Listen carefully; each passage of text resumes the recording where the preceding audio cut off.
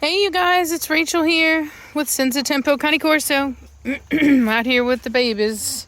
I've got another baby out today. She is a sister to him, and I've actually named him Fedor, or Fedor, I think it's Fedor. And I haven't named her yet. So if you know who Fedor is, or if you think you have an idea, let me know in the comment section who you think I named him off of. What I can tell you is that he's very successful and a man of faith, is what I'll tell you. Y'all get down. Ugh. So she got bit in the leg, pretty sure by a what do you call them, yellow jacket. And my dogs, for some reason, have been getting bit by these things. Well, really, ever since I moved here. Get down, sir. I get a couple of them a year.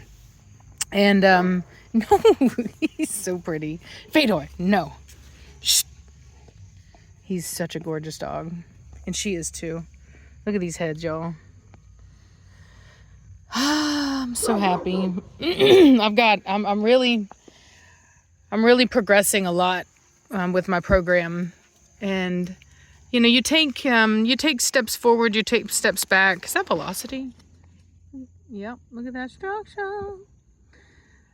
Yeah, you take steps forward, you take steps back. Like the breeding that I did with Switch didn't work out, but with Switch and Grim. But I do have my Switch puppies out of Anakin that are just fantastic.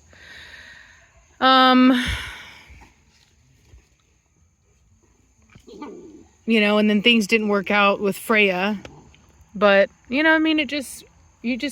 take, like I said, you take 2 steps forward, you take 1 step back.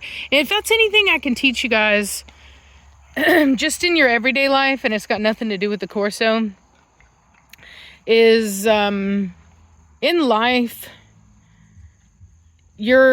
nothing is ever going to be great 100% of the time.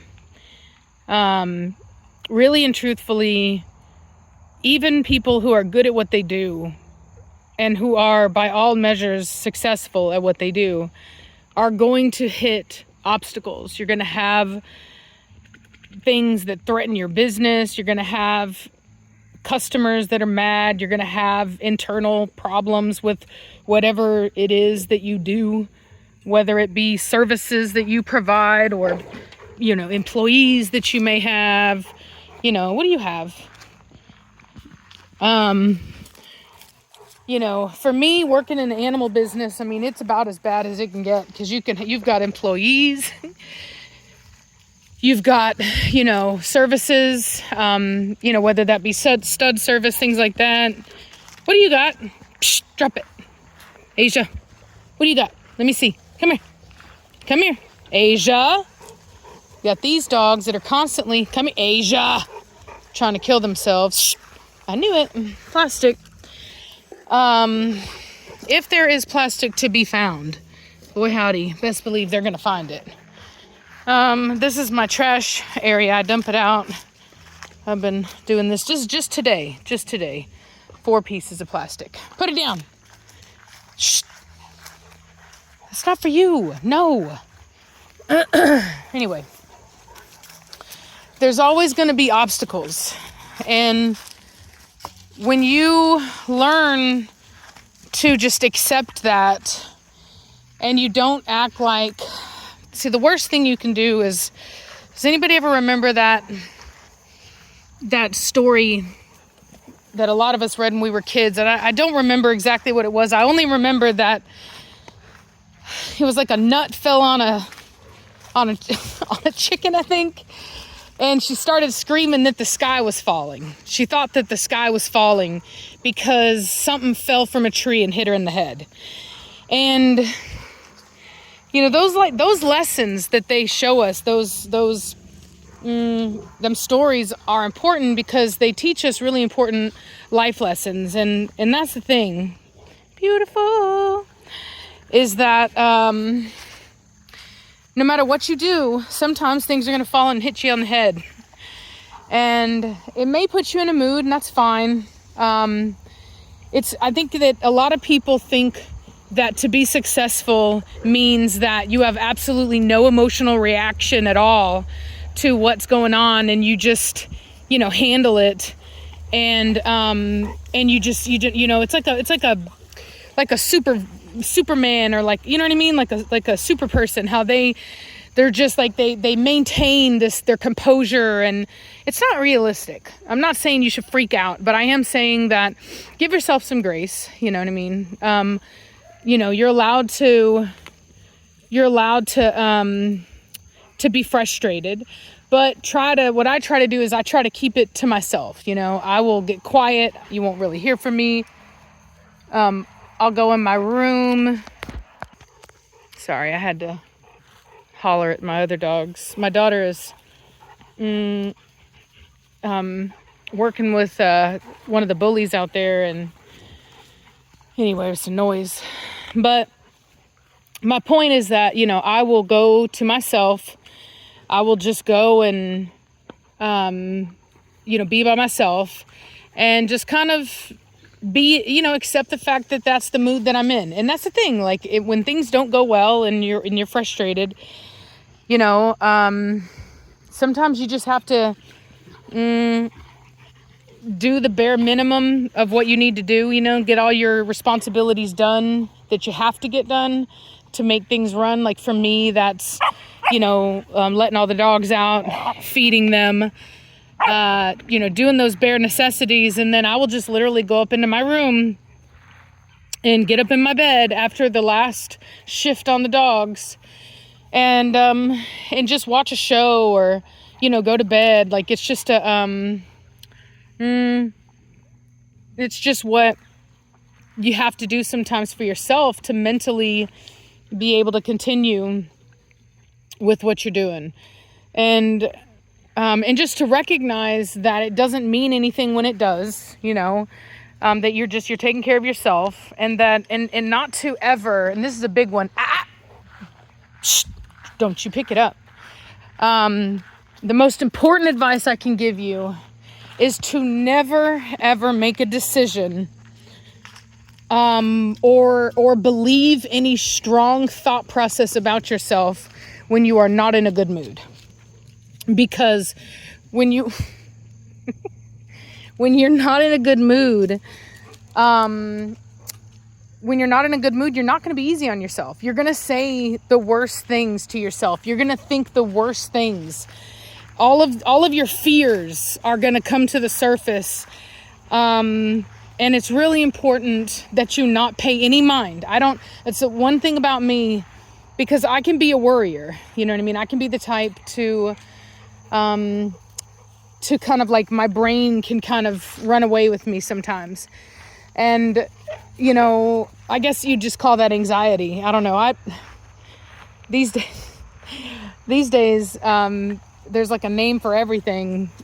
But anyway, I think it's really important that you always recognize that when you're in a state of anxiety or anxiousness, or whatever it is, even if you're just feeling doubt, if you're depressed, if you're sad, if you're mad, like whatever it is, if you are not in a positive mindset or a neutral mindset, don't even, like, when your brain starts to do that, or if it does, like mine does, where it'll just start to, like, it's like almost like an adaptation process where my brain is like, well, you've hit a snag, now you have to do something, now you have to change something.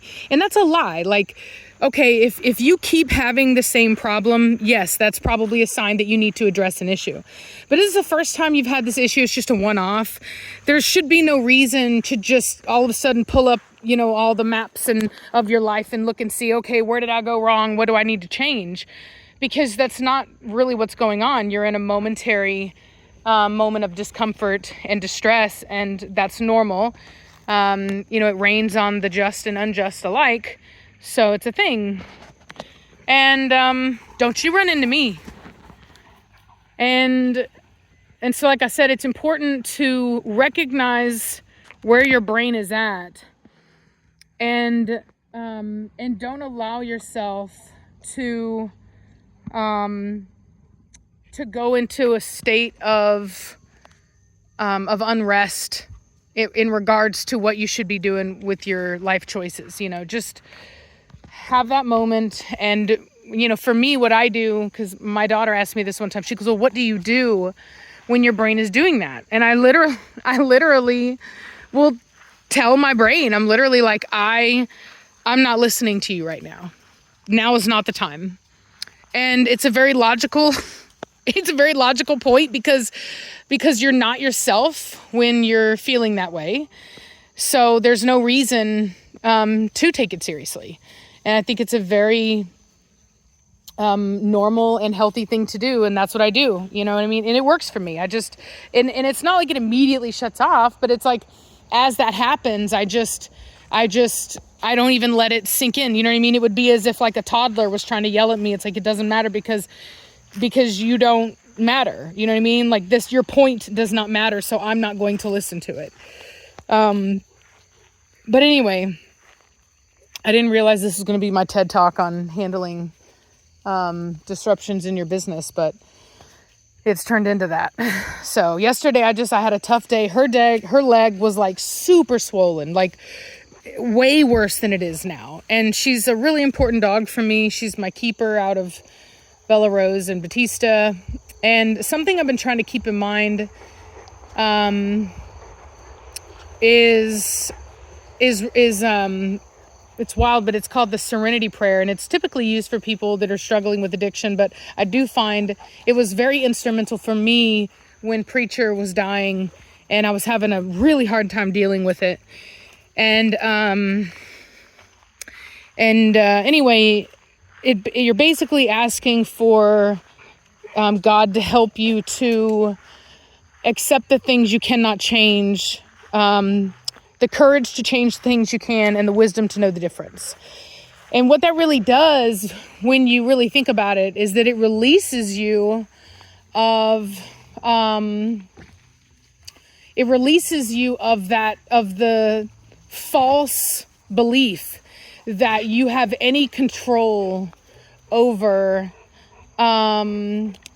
what happens. You know what I mean? Because ultimately, if this dog, like, as much as I love him, as amazing as he is, right? And he is amazing. And as amazing as she is, and as amazing as he is, like, I have no control over whether or not their hips are formed properly or their elbows are formed you know what I mean? I have no control of it. That has nothing to do with me, and it is beyond my control. Even in the most strenuous of study conditions where only the dogs with the best hips were bred, nobody was ever able to completely eliminate hip dysplasia. And that study that was done was not even done with big breeds like this. I think it was done with beagles. So all I can do is my best, right? That's all I can do is my best. And as long as I know that I'm doing my best, then whatever happens, right? Like, it's beyond my control, and I just have to have faith and just keep it rolling. And that's something that I struggle with all the time. It's not to say that I don't do it. I mean, I do it. But what I mean by that is that it is a daily struggle of looking at these dogs and having the fear in my mind of, oh my God, what if? You know what I mean? As this guy's just paying the utmost attention to me and just being so loving, right? And it's so easy to just get lost in the love in those eyes, and to just like fall madly and deeply in love with this puppy. You know what I mean? Because that's what I do, right? Like, I'm a breeder, and I really and genuinely love my animals. And it's like, and for me, it's impossible for me not to get attached like I would a pet. It's just impossible. I've really tried. But I have found that, by doing that, I'm not able, like, it takes the passion out of what I do whenever I do that, if that makes sense. And I also feel, gentle, I also feel that it affects, like, it's like I can't give the training, Fader. I can't give the training that I need to do, the socialization that I need, all that stuff, if I have to wait until the dog is health tested. And so I literally have to just get to this point in which I've, like I said, been struggling with, but ultimately every day I'm trying to do, which is to constantly, I'm here for you, baby girl. Constantly, as those moments of fear hit my mind of, oh God, you know, what happens if you get attached, you know what I mean, and whatever, right? Because it happens. I mean, it literally just happened again to me with that breeding out of Grim and Switch, with my female. And it's like it happens, right? But that's also a part of my business, you know what I mean? Like, it's just, there's no, and to be truthfully honest with you, I'd rather it happen to me than one of my customers. Like, really and truthfully, I see that as a blessing. Even though it's hard for me, I feel like I would rather bear the brunt of that than have my customers have to bear the brunt of that. So for me, I'm happier that I'm the one that ends up with them. But simultaneously, isn't she beautiful? Simultaneously, you know, I wish that there was a way. I mean, it would be great if we could use that gene editing stuff, and I don't know, I'm kind of weirded out about that stuff, but I think that there are areas, you know what I mean? If we could find the gene for dysplasia and just remove it, you know, couldn't remove environmental or from eating the, you know, dietary stuff, but at least you could remove the stuff that no matter what happens, it's just going to happen. So anyway, you know, but like I said yesterday, I mean, I was struggling with her leg was much worse, and, you know, had to treat that. Had to express the abscess and do the peroxide and iodine and all that stuff, and get her on antibiotics, and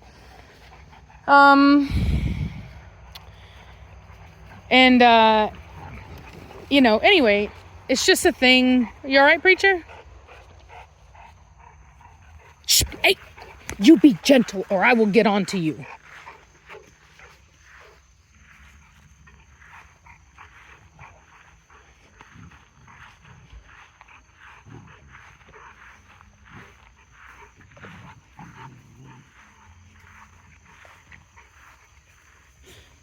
Crazy thing about her is she's fantastic as well. No hips or elbow problems, but as far as I can tell, sterile. Tried to breed her twice. She loses it every time. Just things can happen, you know. And she came out of a mom that had babies, so her mom is not sterile. Father's not. Just a dead end genetically. All three of the females in that litter are sterile. It's the weirdest thing that I've ever seen, but it happens, you know. But anyway, like I said, don't let it get you down. For every loss, you know, I've got Gabriel, I've got Memphis. Those are wins, big wins for me. Very nice dogs, great heads. I mean, great structure, really moving me along in my program. The two females out of Switch right now, really moving me along. My Preacher Junior, these guys here, you know, absolutely fantastic. So we keep moving forward, you know what I mean? We move forward in big ways. You know, if I knew now, or if I knew then, whenever I was back in Texas before I moved here, like when I got back from Europe, I'm not gonna lie, like I was actually embarrassed about my dogs. Like I didn't say anything to anybody about it, but it's like the level of quality that I saw was so much higher. Like I didn't know what I didn't know, because I really had not done a lot of Fedor. Psh, psh. I had not done a lot of research into well, I had done research into structure and stuff like that, but not it's hard to find the amount of in-depth information that I found there. So when I got back and I'm looking at my dogs, and I was very disheartened, and yet if I had given up, I wouldn't be where I am now. And so, like I said, don't let, you know, just keep moving forward, stay positive. Don't let anything, if it's the biggest thing I can say is no matter what's going on in your life, good girl, Nirvana, you watch her, she needs it. You good girl, you get her. You let her know. She's a bad dog, you get her. You tell her. Yep, see? Look at her. Yep, good girl.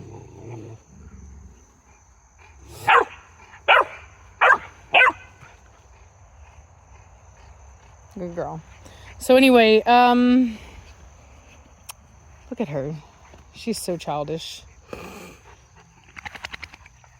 Like I said, don't let anything get you down, or not get you down. You're gonna get down from time to time, okay?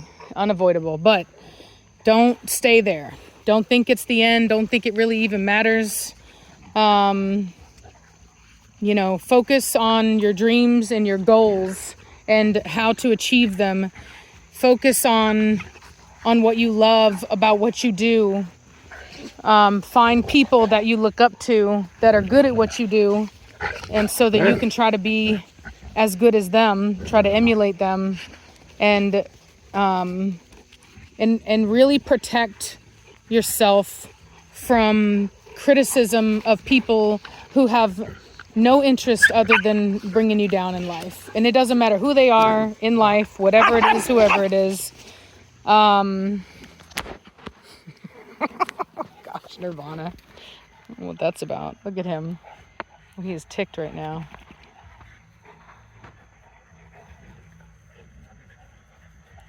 Look at her.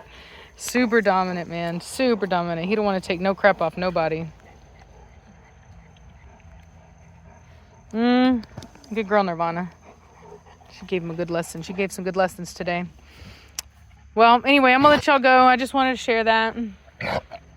Lessons from Nirvana, lessons from me. Welcome to my TED Talk. So, I'll talk to y'all later. Bye.